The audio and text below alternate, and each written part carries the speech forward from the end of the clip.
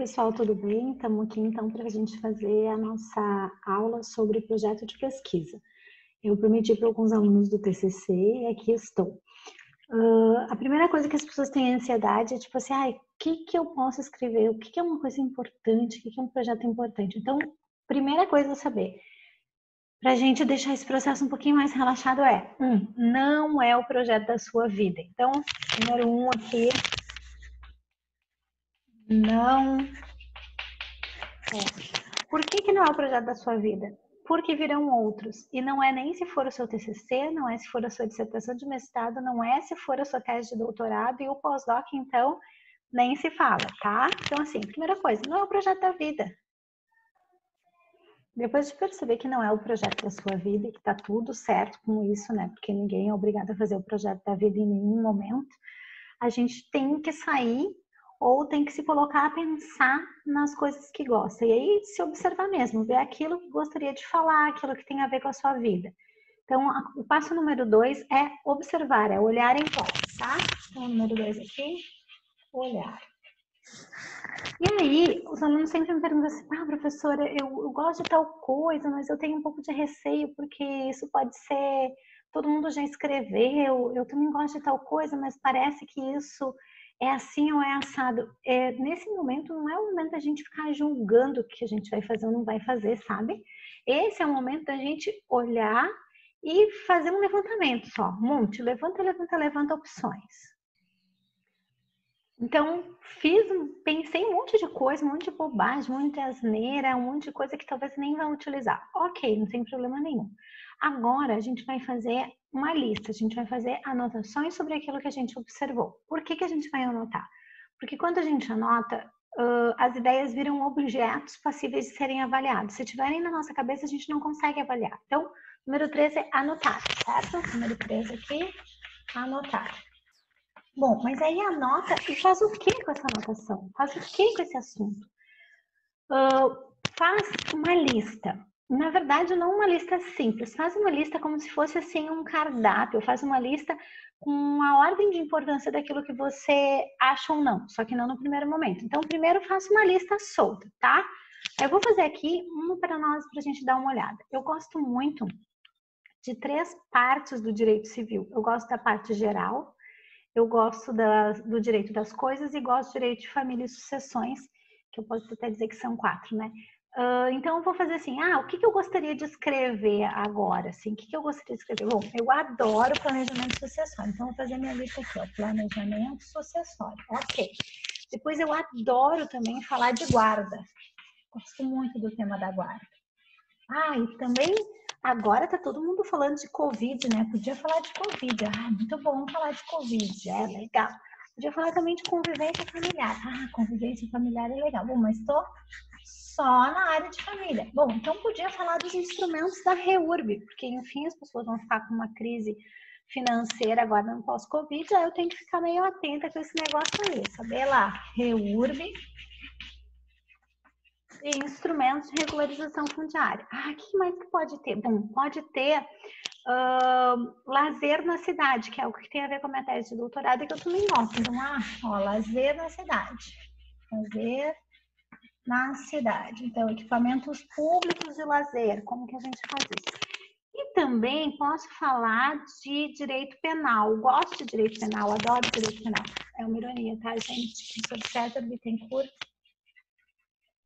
que um grande mestre que dizia que os melhores alunos dele namoram com direito penal, mas se casam com direito civil. E depois que eu fiz a minha lista, o que eu faço é colocar preço no cardápio. Como assim? Eu olho e vou dando valores de 0 a 5, essa escala é importante porque a gente usa essa escala em pesquisa, e aí esses valores aí, ou de 0 a 10, como vocês quiserem, e vão olhando lá. Bom, planejamento sucessório, amo muito. Só que acabei de escrever sobre isso, então assim, é preço para ele, porque escrever sobre isso, escrever de novo, meio chato, eu tenho a tendência de repetir ideias. Guarda, guarda é 3 também, gente, porque tem muita gente escrevendo sobre guarda nesse negócio, eu não tô mais suportando live ou coisa sobre guarda.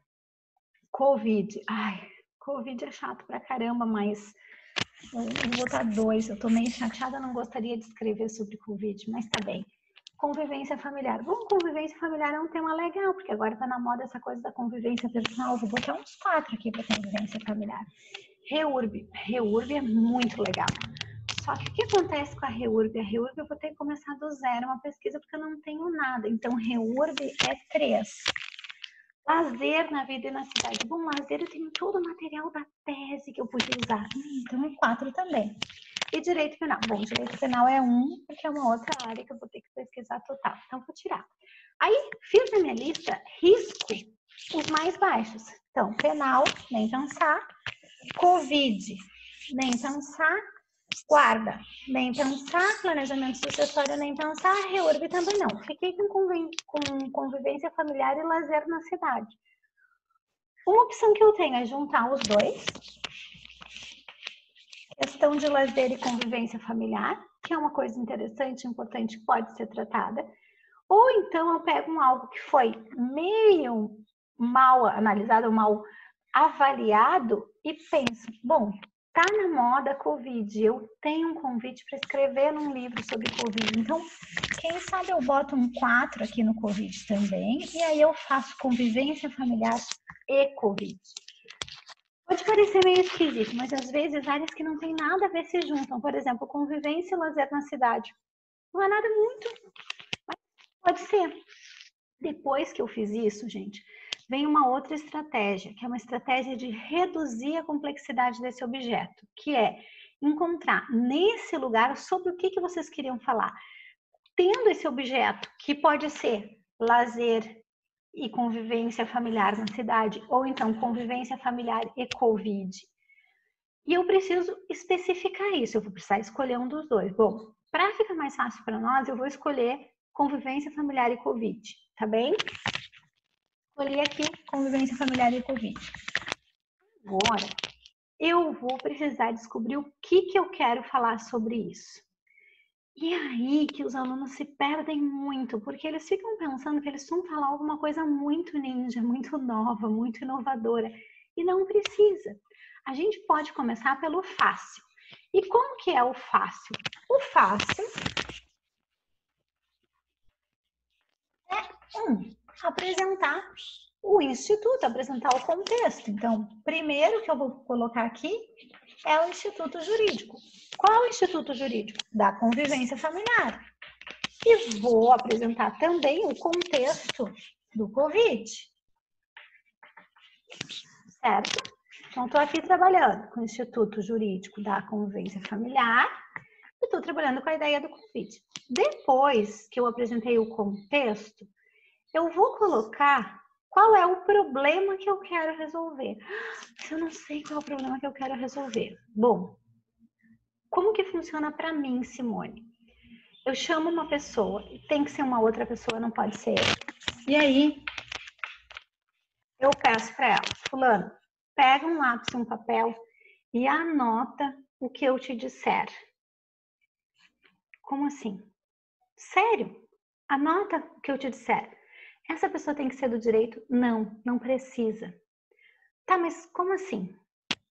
Faz um favor para mim. Eu tô aqui delimitando o meu objeto, então nem comecei o projeto ainda, só tô pensando. E aí eu tô delimitando o meu objeto e eu preciso do quê? De uma outra pessoa. Por quê? Do mesmo jeito que uma lista nos ajuda e um cardápio com valores também nos ajuda, ter uma outra pessoa para ouvir e registrar nos ajuda muito. Então, eu chamo a pessoa e aí eu tenho uma estratégia, meus alunos sabem que eu sempre pergunto para isso. Explica, como se eu fosse uma criança de 5, 6 anos de idade, o que tu quer falar sobre isso? E aí eu peço para a pessoa escrever. Então, como assim?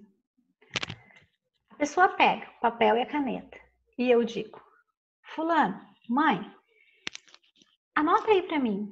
Eu quero falar que nesse momento que a gente está vivendo essa consequência do isolamento tão grande, as pessoas estão encontrando algum jeito de conviver. Mas é preciso que a gente fique muito atento, porque a convivência virtual, ela não é tão satisfatória emocionalmente quanto a convivência real, quanto a presença física. Então, eu gostaria de discutir isso. A minha mãe vai dizer no meio do caminho: calma aí que eu não entendi, mas ela vai ter anotado.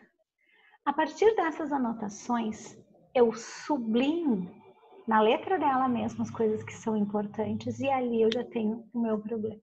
Isso pode acontecer com vocês, eu queria que vocês fizessem esse teste, tá bem? Então, o que a gente fez? A gente fez, primeiro, uma liberação aqui, dizendo que não é o projeto da vida. Segundo, a gente parou para olhar na volta o que nos agradaria fazer. Terceiro, a gente fez uma lista. Quarto, a gente atribuiu valores, pontuações, fez pontos para essa lista nesse momento da vida, porque amanhã pode mudar, certo? Hoje é isso. Depois disso, a gente chamou uma outra pessoa. Depois que a gente decidiu, a gente pode ter juntado dois objetos que pareciam que não eram possíveis de serem juntados. Então, a gente trouxe uma outra pessoa. E aí, a gente explicou para essa pessoa, em palavras simples, o que a gente gostaria de encontrar ali. O que a gente estava investigando. Qual era a nossa delimitação do nosso tema de pesquisa. O próximo vídeo, então, vai ser o tema de pesquisa, a delimitação do tema e aí como que a gente propõe um problema de pesquisa, porque o problema de pesquisa ele é muito bom para nós, tá bem? Beijo, espero que vocês tenham gostado.